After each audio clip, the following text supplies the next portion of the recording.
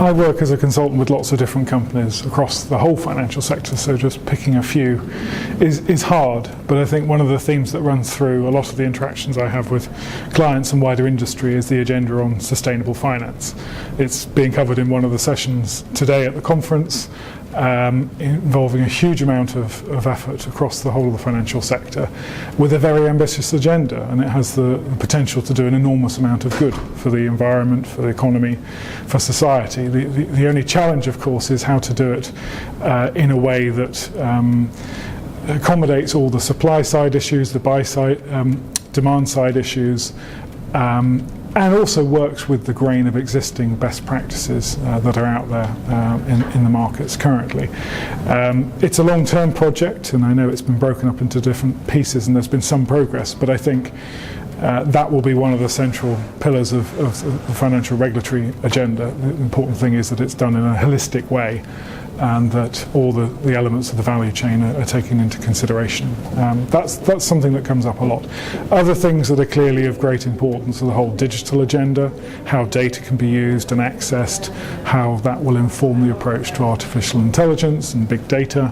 I think there's already a lot of work in that, but lots more still to do as technology changes the financial markets.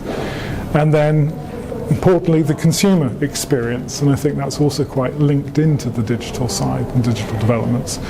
Are the consumers able to get the right kind of information, comparable information, and does the digital technologies, innovations allow them to get access to that sort of information and advice actually at lower cost than is currently available? So I think those three areas are all areas that are fundamental to the agenda over the coming years and are relevant to all the different types of actors in the financial sector.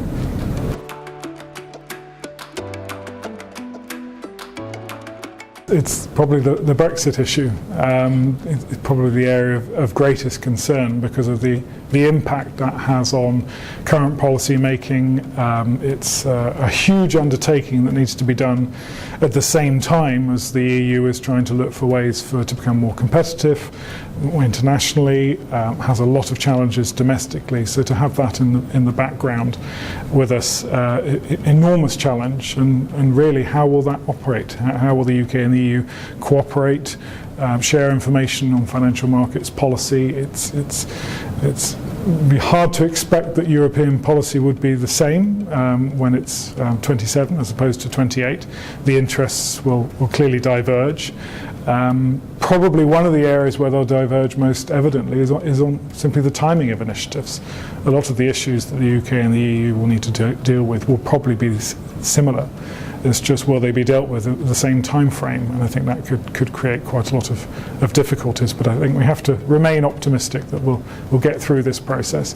How it impacts us as a consulting firm, I think it's clear we need to do more of what we have been doing, and that's more time, more investment in the UK as well as across the member states, so that we understand what the priorities are for the whole of the European Union as well as the UK.